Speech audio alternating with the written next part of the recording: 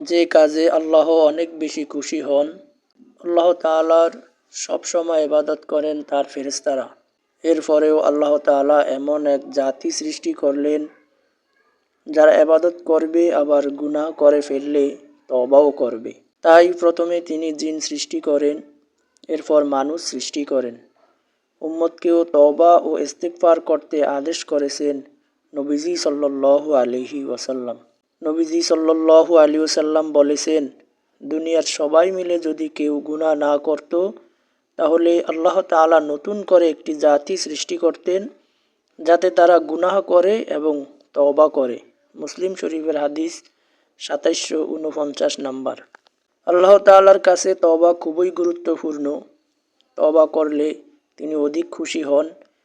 বিষয়টি উদাহরণ একটি হাদিসে উঠে এসেছে। হযরত আব্দুল্লাহ ইবনে মাসউদ রাদিয়াল্লাহু তাআলা আনহু দুটি হাদিস বর্ণনা করেছেন। একটি নবীজি সাল্লাল্লাহু আলাইহি ওয়াসাল্লাম থেকে আর অন্যটি তার নিজ থেকে তিনি বর্ণনা করেছেন। তিনি বলেন, ঈমানদার ব্যক্তি তার গুনাহগুলোকে এত বিরাট মনে করে যেন সে একটি পাহাড়ের নিচে উপবিষ্ট আছে, আর সে আশঙ্কা করছে যে সম্ভবত এই পাহাড়টি তার উপর ধসে পড়বে। আর পাপিষ্ঠ ব্যক্তি তার গুনাহগুলোকে একটি মাছির মতো মনে করে, যা তার কাছে একেবারেই নগণ্য মনে হয়। তারপর নবীজি সাল্লাল্লাহু আলাইহি ওয়াসাল্লাম থেকে বর্ণিত হাদিসটি বর্ণনা করে বলেন, নবীজি সাল্লাল্লাহু আলাইহি ওয়াসাল্লাম বলেছেন, মনে করো কোনো এক ব্যক্তি কোনো এক স্থানে সফর করলো, সেখানে প্রাণেরও ভয় ছিল। তারপর সঙ্গে তার সফরের বাহন ছিল, যার উপর তার খাদ্য ও পানীয় ছিল।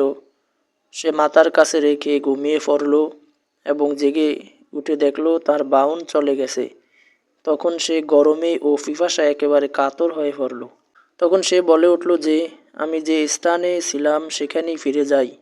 এরপর সে নিজ স্থানে ফিরে এসে আবার ঘুমিয়ে পড়ল। তারপর জেগে উঠে দেখল যে তার হারিয়ে যাওয়া বা চলে যাওয়া বাহনটি তার পাশেই দাঁড়িয়ে আছে।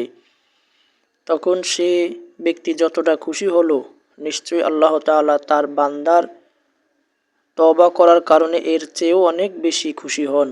বুখারী শরীফের হাদিস 6308 নাম্বার।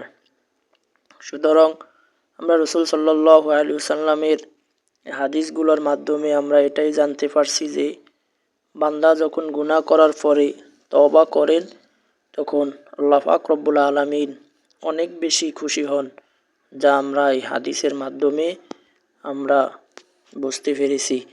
সুতরাং আমরা বেশি বেশি তওবা করব।